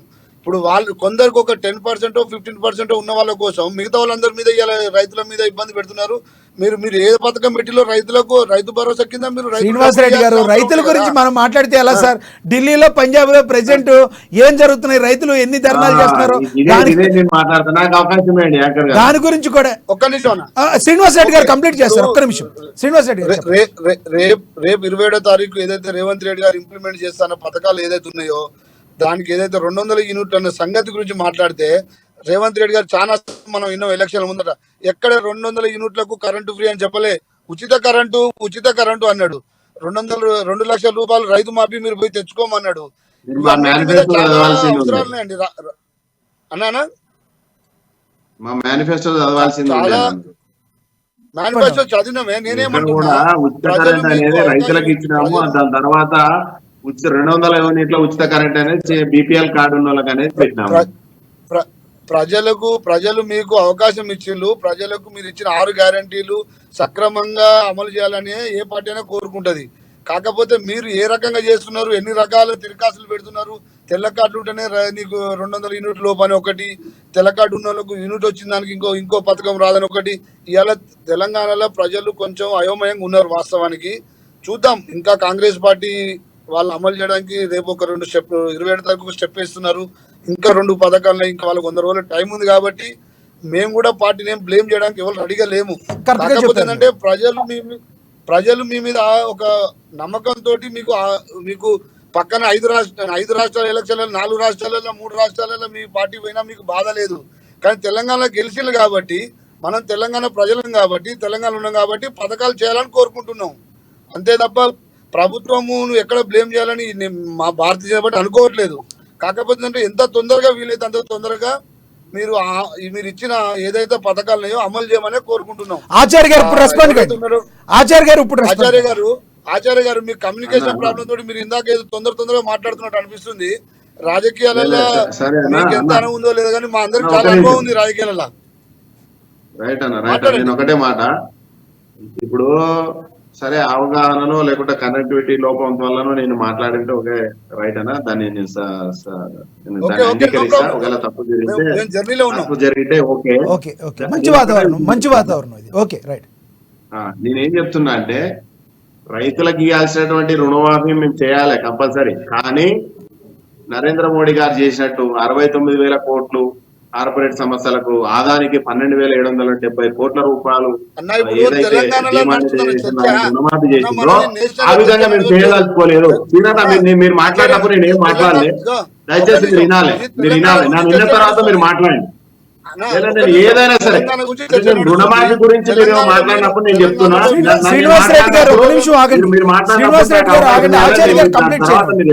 చెప్పండి ఆచార్య. రామ్మోహన్ గారు చెప్పిన గానీ, సీనన్న చెప్పినట్టు గానీ మీరు వినండి. నేను తర్వాత మీరు అన్నా రామ్మోహన్ అన్న చెప్పినట్టు రైతు రుణమాఫీ గాని, అదే విధంగా రామ్మోహన్ అన్న చెప్పినది కానీ మేము 100% చేయడానికి మేము సిద్ధంగా ఉన్నాం. కానీ చేసే ప్రక్రియ ఏదైతే గతంలో జరిగిందో అది అన్యాయము. డిమానిటైజేషన్ వల్ల 12,770 కోట్ల రూపాయలు కేవలం ఆదాని గ్రూప్ జరిగింది, అది తప్పు. ఆ విధంగా మేము చేయొద్దు. అదే విధంగా 69,000 కోట్ల రూపాయలు డిమానిటైజేషన్ వల్ల ఈ దేశంలో ఆదాని గాని, ఆయన పేరు దేశాలు ఇడిచిపెట్టి పైన లలిత్ మోడీ గాని, నీరవ్ మోడీ గాని వీళ్ళు ఏమైనా పేదోళ్ళ, ఏమైనా వీళ్ళు ఈ దేశంలో బతకడానికి వచ్చిన వాళ్ళ, లేకుంటే వాళ్ళు ఏమైనా బతకలేని స్థితిలో ఉన్నటువంటి వాళ్ళ? 1,000 కోట్ల రూపాయలు అట్లా దుర్మార్గంగా కేంద్ర ప్రభుత్వం చేసినటువంటి తీరు, వాళ్ళ దుర్మార్గంగా గుట్లకి చెట్టలకి లక్షల కోట్ల రూపాయలు చేసినటువంటి తీరు మేము ఖండిస్తున్నాం. అటువంటిది జరగకూడదు. దాన్ని సరైన పద్ధతిలో దానికి అర్హత ఉన్నటువంటి నిజమైనటువంటి రైతులకు దాన్ని రుణమాఫీ చేయాల్సినటువంటి బాధ్యత మా మీద ఉంది. దాన్ని మేము పారదర్శకత కోసం చేస్తున్నాం. మీరు రైతుల గురించి మాట్లాడుతారు, కేంద్ర ప్రభుత్వం గురించి నేను చెప్తా. 2014లో డిఏపి సంచి 800-900 ఉండే, ఇవాళ 2,000 రూపాయలు పెట్టుకుంటారు. ఒక ఎకరాకి 5 సంచులు డిఏపి కొంటే 2 పంటలకు 10 సంచులు అంటే వాళ్ళతోనే 10,000 రూపాయలు అక్రమంగా వసూలు చేసి మీరు 5,000 రూపాయలు కిసాన్ పథకం కింద వేస్తామంటే అది ఎట్లా న్యాయం? అది సరైన విధానమా? అంటే రైతులను ఉద్ధరించడం అంటే 2014లో ఎందుకు డిఏపి సంచి 900 ఉంది, ఇవాళ 2,000 రూపాయలు ఎందుకు ఉంది? 2014లో ఎందుకు 40 రూపాయలు డీజిల్ 100 రూపాయలు ఎందుకైంది? కాబట్టి అప్పుడు వడ్ల రేటు సింపుల్ 1100 చెప్తా. ఆ రోజు అప్పుడు వడ్ల రేటు 2300 అయింది వడ్ల రేటు. నేను మాట్లాడతా, దానికి నేను డిస్కస్ చేస్తా. నేను దాని గురించి మీరు చెప్పండి, మీకు మాట్లాడే అవకాశం కాదు. వస్తుంది. ఆ రోజు మీకు అవకాశం వస్తుంది, మీరు మాట్లాడండి. నేను మాట్లాడేటప్పుడు మీరు డిస్కస్ చేయొద్దు. రూపాయలు వడ్ల రేట్ అయింది. నేను మాట్లాడిన తర్వాత మీరు మాట్లాడండి. నేను మాట్లాడిన తర్వాత మీరు మాట్లాడండి. ఒక ఆ రోజు DAP బత్తా వినండి, నేను చెప్తా అన్నా, నేను చెప్తా అని నాకు కంప్లీట్ అయిన తర్వాత చెప్పండి ప్లీజ్. 2014లో 120 రూపాయలు క్రూడ్ ఆయిల్ ఉండే బ్యారెల్, ఆ రోజు 40 రూపాయలు డీజిల్ ఉండే, 65 రూపాయలు పెట్రోల్ ఉండే. ఈ రోజు 69 రూపాయలు క్రూడ్ ఆయిల్ ఉంది బ్యారెల్. ఈ రోజు ఎందుకు 100 రూపాయలు డీజిల్ అయితే 120 రూపాయలు పెట్రోల్ ఉంది. సాగు చేసుకోవడానికి ట్రాక్టర్ ద్వారా 1000 నుంచి 2000 రూపాయలు ఇవాళ ఎకరాకి రోటోవేటర్ తీసుకుంటారు. అదే 2014లో 400 రూపాయలు ఎకరం ఉండేది, ఇవాళ 1000 రూపాయలు ఎందుకు ఎకరా అయింది? కేవలం మీరు పెంచిన కేంద్ర ప్రభుత్వం తీసుకొచ్చినటువంటి నిర్ణయాల వల్ల, ఎరువుల మీద, పెట్రోల్ డీజిల్ మీద తీసుకొచ్చినటువంటి అధిక ధరల వల్ల. 400 సిలిండర్ ఇచ్చిన $120 క్రూడ్ ఆయిల్ ఉన్నప్పుడు ఇవాళ $69 ఉంటే మీరు 1000 రూపాయలు 1200 రూపాయలు ఇచ్చారు. అంటే గిదా ప్రభుత్వాన్ని, అంటే దేశాన్ని, ఈ రాష్ట్రాన్ని ఉద్ధరించడం అంటే. కాబట్టి గత ప్రభుత్వాలు తప్పిదాలు చేసినా మీకు ప్రజలు అవకాశం ఇచ్చారు, మీరు న్యాయం చేయండి అని. ఏం చేసిరు మీరు? గత ప్రభుత్వాలు చేసిన దానికన్నా మీకు మీరే ఎక్కువ దోపిడీ చేశారు. ఓకే, ఆచార్య గారు శ్రీనివాస్ రెడ్డి గారు రెస్పాండ్ అవుతారు. శ్రీనివాస్ రెడ్డి గారు ప్లీజ్ రెస్పాండ్. శ్రీనివాస్ రెడ్డి గారు రెస్పాండ్. అన్న ఆచార్య మాట్లాడిన దానికి యూపీఏ గవర్నమెంట్ డీజిల్ రేట్ పెరగలేదా? అదే అదే అదే మీరు చెప్తున్న ఇప్పుడు $120 క్రూడ్ ఆయిల్ కి 65 రూపాయలు పెట్రోల్, 45 రూపాయలు డీజిల్ ఇచ్చినాం. ఇవాళ ఎంత ఇస్తున్నారు మీరు? $69 ఉంటే ఎంత ఇస్తున్నారు? ఆచార్య గారు శ్రీనివాస్ రెడ్డి గారు మాట్లాడుతున్నారు కదా, మీరు కూడా ఆగండి. ఆయన మాట్లాడతారు. ఆచార్య గారు మీరు మాట్లాడారు కదా, ఒక్క నిమిషం. ఆ రోజు డిఏపి బత్తా మీరు 1700కి ఇచ్చినామంటున్నారు, ఈరోజు 2000 తీసుకుంటున్నారు. డిఏపి ఒరిజినల్ రేట్ వచ్చేసి 3870 రూపాయలు. ఇవాళ మనం రైతు దగ్గర తీసుకునేది 1700 రూపాయలు. అంటే ఎంత సబ్సిడీ ఇస్తుంది సెంట్రల్ గవర్నమెంట్? ఆ రోజు మీరు ఉన్నప్పుడు, యూపీఏ గవర్నమెంట్ ఉన్నప్పుడు 1100 రూపాయలు కింటా వడ్లు, ఈ రోజు 2300 రూపాయలు కింటా వడ్లు. రైతులకు ఏ గవర్నమెంట్ పనిచేస్తుంది? నువ్వు ఏదైతే లలిత మోడీ, నీరజ్ మోడీ, విజయ్ మాల్యా చెప్తున్నావో వాళ్ళంతా కాంగ్రెస్ ప్రభుత్వం హయాంలోనే లోన్లు తీసుకున్నారు. కాంగ్రెస్ ప్రభుత్వంలో వాళ్ళు దేశం వదిలిపెట్టి పారిపోయినారు. ఇది మీరు గుర్తించాలి, మీరు అవగాహన తీసుకోవాలి దీని మీద. ఓకే, రామ్మోహన్ గారు ప్లీజ్ రెస్పాండ్. మీరు రెస్పాండ్ కండి. ఒక్క నిమిషం రామ్మోహన్ గారు మీరు రెస్పాండ్ కండి. ఇప్పుడు బీజేపీ వారు చెప్తున్న మాటలో కాంగ్రెస్ పార్టీ, బీజేపీ రెండు ఒకటే. ఒక్క నిమిషం వినండి. నేనేమంటే ఇప్పుడు మనం ఇష్యూ మాట్లాడేది తెలంగాణ ప్రాంతంలో కేసీఆర్ తర్వాత వచ్చినటువంటి ముఖ్యమంత్రి రేవంత్ రెడ్డి గారు 9వ తారీఖున 2 లక్షలు రుణమాఫీ చేస్తాడు. ఎకరాకు 5,000 రూపాయలు పెంచి 15,000 రూపాయలు రైతు బంధు ఇస్తాడు. కానీ రైతుకు మద్దతు కల్పిస్తా, రైతును ముందుకు తీసుకుపోతా అని చెప్పిన వ్యక్తి ఈ రోజు వరకు 5 ఎకరాల లోపు ఉన్న రైతులకు కూడా రైతు బంధు ఖాతాల్లో పడలేదు. అది కూడా ఒకవేళ కొంతమందికి ఎకరా అర్ధ ఎకరం రుణంలో పడింది. అది పాత కేసీఆర్ గారు ఇచ్చినటువంటి రేట్ ప్రకారమే ఆ డబ్బులు ఇవ్వడం జరిగింది. 5,000 పెంచిస్తాను పెంచి ఇవ్వలేదు. ఇది మాత్రమే మాట్లాడుతున్నాం. టీఆర్ఎస్ పార్టీ ఈ రోజు ప్రజల యొక్క తీర్పును శిరసా వహిస్తుంది, దాంట్లో ఎలాంటి డౌట్ లేదు. కేసీఆర్ గారు చెప్పిన తర్వాత ఎక్కడైతే ప్రజలు 10 సంవత్సరాలు విశ్వసించి అధికారం ఇచ్చారో, ఇప్పుడు రేవంత్ రెడ్డి గారు మాటలు విశ్వసించి అధికారం ఇచ్చినట్టు దానికి మేము కూడా అంగీకరిస్తూ ప్రజాపక్షాన్ని నిలబడతాం. ఎవరైతే రేవంత్ రెడ్డి గారు సీరియస్ గా 1కి 10 సార్లు టీవీ ముఖంగా చెప్పడం జరిగింది, 9వ తేదీన అందరికి 2 లక్షల రుణమాఫీ అయితే ఈ రోజు ఎవరైనా తీసుకోకుంటే బ్యాంకుకు వెళ్ళి తీసుకోండి అని ప్రొవోకేట్ చేసిన వ్యక్తి, రెచ్చగొట్టిన వ్యక్తి ఈ రోజు ఎందుకు ఇవ్వట్లేదు అంటే, ఆ రోజు మీకు అంచనా తెలియదా ఎంతమంది రైతులకు రుణమాఫీ ఇవ్వాల్సి వస్తుంది, ఈ డబ్బులు ఎక్కడికి తేవాల్సి వస్తుంది అంటే కళ్ళబొల్లి మాట అని చెప్పి ప్రజలు మోసం చేసి అధికారంలో సీట్లో కూర్చున్న తర్వాత ఏం చేశారు నడుస్తాను మాట్లాడతారు. మొన్న ఏం మాట్లాడారు రేవంత్ రెడ్డి గారు? 17కు 17 సీట్లు ఎంపీలు గెలిస్తేనే మీ పథకాలు మొత్తం అమలు చేయడానికి అవకాశం ఉంటది, లేకుంటే పథకాలు అమలు కావు అని ముఖ్యమంత్రి రేవంత్ రెడ్డి గారు చెప్పడం జరిగింది. ఇవన్నీ కళ్ళబొల్లి మాటలు చెప్పుకుంటా తలకాయకి బొడుగుండుకు లింకు పెట్టుకుంటా మాట్లాడితే ఎట్లయితది? ఎందుకు ఇటువంటి మాటలు మాట్లాడుతూ తెలంగాణ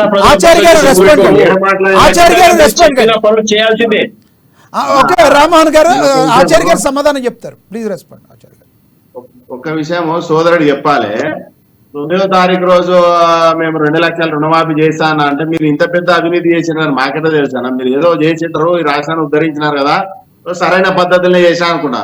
ఈ అవినీతి భావతం అధికారంలోకి వస్తే తప్ప, మాకు అధికారం వస్తే తప్ప అధికారులు చెప్పలేదు, అధికారంలోకి వస్తే తప్ప మీ అవినీతి భావతం బయటపడలేదు.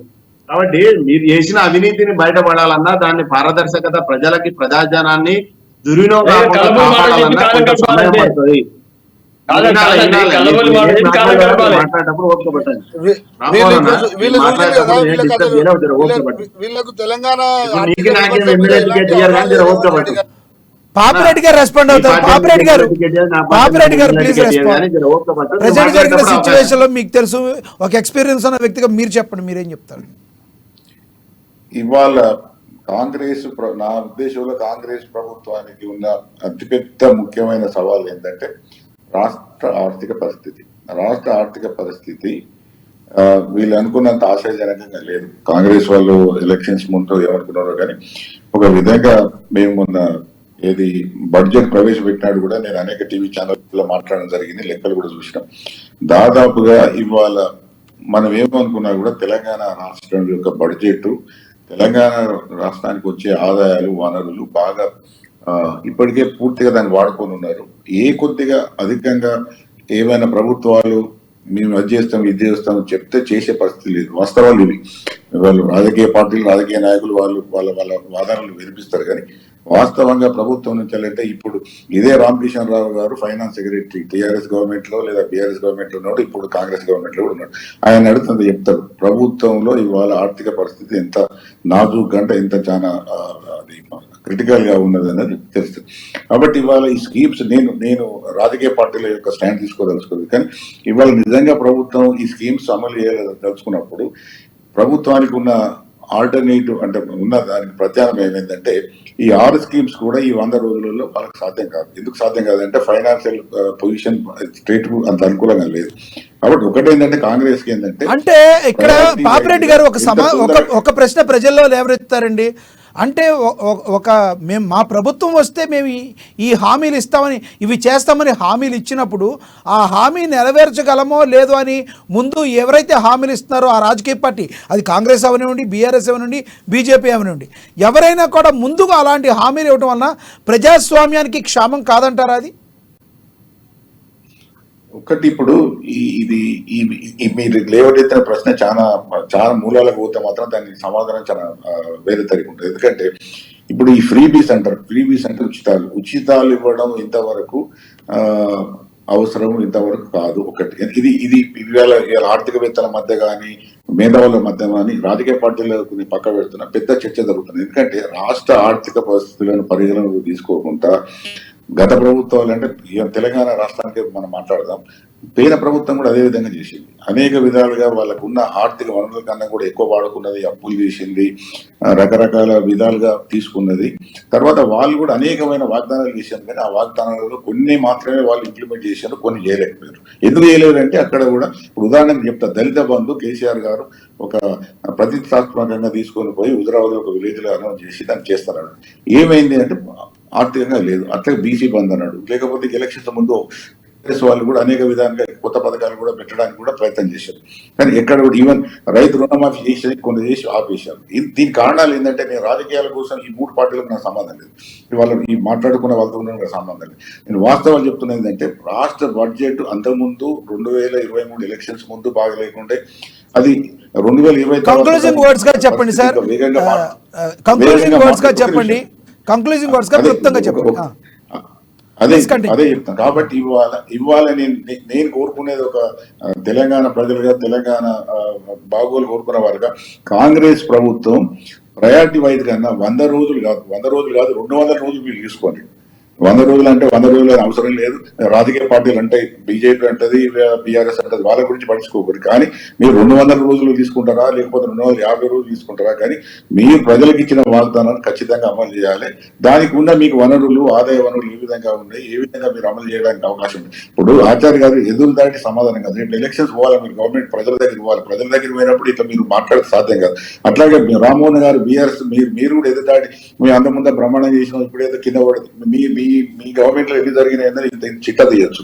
కాబట్టి అటు బీజేపీ వాళ్ళ చేశారు. కాబట్టి అందరి దగ్గర కూడా లోపాలు ఉన్నాయి. కాబట్టి ఇవాళ మీ అందరు కూడా ఓకే సార్, శ్రీనివాస్ రెడ్డి గారు రెస్పాండ్ కండి. శ్రీనివాస్ రెడ్డి గారు కంక్లూజింగ్ వర్డ్స్ ఇవ్వండి. సమయభావం తక్కువ ఉంది, పాపిరెడ్డి గారు అన్యదా భావించొద్దు. శ్రీనివాస్ రెడ్డి గారు ప్లీజ్ కంక్లూజింగ్ వర్డ్స్. ఓకే, ఏమైనప్పటికీ ఇప్పుడు వీళ్ళు ఏదైతే కాంగ్రెస్ పార్టీ ఏదైతే హామీలు ఇచ్చి వీళ్ళు ప్రభుత్వంలోకి వచ్చిందో వాళ్ళు సక్సెస్ కావాలని కోరుకుంటున్నాం. కానీ ఇందాక వాళ్ళైతే చెప్తున్నారు మేము ఏదో ఉందనుకున్నాం ఇక్కడ ఏమీ లేదంటున్నారు. అంటే ఇంత రాజకీయ అవగాహన లేకుండా, ఇంత చెడు మీద, ఇంత రెవెన్యూ మీద అవగాహన లేకుండా రేవంత్ రెడ్డి గారు మాట్లాడినని ఆచార్య గారు వాళ్ళు ఒప్పుకుంటున్నారు. ఇక్కడ ఏమీ లేదన్న సంగతి మీకు తెలియదా? రాష్ట్ర గవర్నమెంట్ ఇన్కమ్ మీకు తెలియదా? తెలియకుండానే హామీలు ఇచ్చారు. హామీలు ఇచ్చారు, ప్రజలు మీకు అవగాహన. సిగ్నల్ తక్కువగా ఉంది. థ్యాంక్ యూ అండి శ్రీనివాస్ గారు. రామ్మోహన్ గారు please continue concluding words. Rammohan గారు. కాంగ్రెస్ ప్రభుత్వం అధికారంలోకి రాకముందుకు తెలంగాణ ప్రాంతానికి ఏం చేసిందో అందరూ తెలుసు. ముఖ్యమంత్రి గారు 10 సంవత్సరాల్లో సుమారుగా 30 మెడికల్ కళాశాలలు ఈ రోజు తెలంగాణ ప్రాంతాల్లో ప్రారంభం చేయడం జరిగింది. మరి గడిచిన కాంగ్రెస్ ప్రభుత్వం 70 సంవత్సరాలు ఏం చేసింది? గురుకులాలు పెట్టడం జరిగింది, మహిళా గురుకులాలు పెట్టడం చెప్పండి. ఇప్పుడు ఏదైతే రామ్మోహన్ గారు ఇప్పుడు ఏదైతే చేస్తుందో, గృహజ్యోతి పథకాన్ని చేస్తుందో, కంప్లీట్ చేస్తుందో, దీని గురించి ఏమంటారో చెప్పండి కంక్లూజింగ్ వర్డ్స్ గా. ఆల్రెడీ చెప్తున్నాం, ముఖ్యమంత్రి రేవంత్ రెడ్డి గారు చెప్పిన మాట ప్రకారం మాట మీద నిలబడాలి. 200 యూనిట్లు అందరికి ఇస్తా అని చెప్పిన వ్యక్తి ఈ రోజు దానికి క్రైటీరియా పెట్టి కొంతమందికి లేదు, వైట్ రేషన్ కార్డు ఉండాలి, బిలో పావర్టీ లైన్ వాళ్ళకి ఇస్తాను మాట మారడం జరిగింది. అదైనా సక్రమంగా చేస్తున్నా అది మీద వరకు లేదు. ఎందుకంటే రేషన్ కార్డు లేవు కాబట్టి చాలా మంది అర్హులు అయిపోయి ప్రజాపాలనలో అప్లికేషన్ పెట్టినప్పుడు అందులో రేషన్ కార్డు అడిగింది. చాలా మందికి రేషన్ కార్డులే లేవు. రేషన్ కార్డు లేనప్పుడు 200 యూనిట్ ఎట్లా వస్తుంది? అది ఇవాళ పక్కన అటకెక్కిస్తారు దానిగా. ఇది కాబట్టి ఇటువంటి కలబోలి మాటలు కాదు. చెప్పినటువంటి ఇమీడియట్ గా రైతులకు రుణమాఫీ 2 లక్షల రుణమాఫీ చెప్పిన విధంగా చెయ్యాలని డిమాండ్ చేస్తాం. ఓకే సార్, ఆచార్య గారు ప్లీజ్ రెస్పాండ్. ఆచార్య గారు కంక్లూడింగ్ వర్డ్స్. విశ్లేషకులు చెప్పినట్టు 100% వాస్తవము. ఎందుకంటే ఇవాళ ఆర్థిక వ్యవస్థ అనేది చిన్నాభిన్నం అయిపోయింది. ఇవాళ ఆర్థిక వ్యవస్థ చిన్నాభిన్నం అయిపోయింది కాబట్టి ఇవాళ దాన్ని సరిదిద్దే ప్రయత్నము ఈ రాష్ట్రానికి రెవెన్యూ పెంచుతూ మేము ఇచ్చిన గ్యారంటీలు కూడా పూర్తిగా నెరవేర్చాలి. అవగాహన లేకుండా చెప్పిండ్రని చెప్పేసి మరి శ్రీనివాస్ రెడ్డి గారు మాట్లాడారు. అవగాహన లేకుండా మేము ప్రజలకు మేము హామీలు ఇవ్వలేదు. మా మొత్తం 6 గ్యారంటీలు 60,000 కోట్లు. కేవలం రైతు బంధువులనే 77,000 కోట్ల అవినీతి జరిగింది. అదొక్కటి సరి చేస్తే సార్ మేము ఇచ్చిన 6 గ్యారంటీలు ప్రజలకు ఇవ్వడానికి మాకేం పెద్ద ఇబ్బంది ఏం లేదు. కాబట్టి విశ్లేషకులు చెప్పినట్టు ఆర్థిక వ్యవస్థ మొత్తం చిన్నాభింది, దాన్ని గాడిలో పెట్టాలి, రాష్ట్రం యొక్క ఇన్కమ్ పెంచాలి. మేము ఇచ్చిన 6 గ్యారంటీలు 100% రైతు రుణమాఫీ నేను ఏమంటున్నా, రైతు రుణమాఫీ మేము చేస్తాం, 100% చేస్తాం. ఈ యొక్క రాష్ట్రంలో జరిగినటువంటి ఆర్థిక దాడి ఏదైతే ఉందో దాన్ని సరైన దారిలో పెట్టిన తర్వాత 100% మేము ఇచ్చినటువంటి 6 గ్యారంటీలు 100 రోజుల్లో పూర్తి చేస్తాం. కాంగ్రెస్ పార్టీ ఎప్పుడు కూడా మాట ఇస్తే దాన్ని తప్పదు. ధన్యవాదాలండి ఆచార్య గారు, అదేవిధంగా పాపిరెడ్డి గారు, శ్రీనివాస్ రెడ్డి గారు, రామ్మోహన్ గారు చర్చలో పాల్గొన్నందుకు, డిబేట్లో పాల్గొన్నందుకు. ఏది ఏమైనప్పటికీ కూడా విశ్లేషకుల దగ్గర నుంచి ఎవరైనా అనేది ఏంటంటే ఎప్పుడైనా కూడా ప్రజలకి మంచి చేసే విధంగా ఏ పథకాలైనా ఉండాలి. ఆ పథకాలని హామీ నెరవేర్చే క్రమంలో కంపల్సరీ అది ప్రజాభిష్టంగా ఉండేటట్టు ఉండాలి. ప్రజల కోసం ఏవైతే హామీలు ఇచ్చారో అవన్నీ కూడా కంపల్సరీ చేయాల్సిన బాధ్యత ఉండాలి. ఇప్పుడు ప్రభుత్వం ఏదైతే ఉందో కాంగ్రెస్ పార్టీ 6 గ్యారెంటీలు ఏదైతే ప్రకటించిందో అది కంపల్సరీ చేయాల్సిన బాధ్యత ఉందని చెప్పి రాజకీయ విశ్లేషకులు కూడా చెప్తున్నమాట. మీరేమనుకుంటున్నారో కింద కమెంట్ రూపంలో కమెంట్ చేయండి. ఇదే వాటి డిబేట్ చూస్తూనే ఉండండి. అమ్మా న్యూస్, నిజం కోసం జనం కోసం.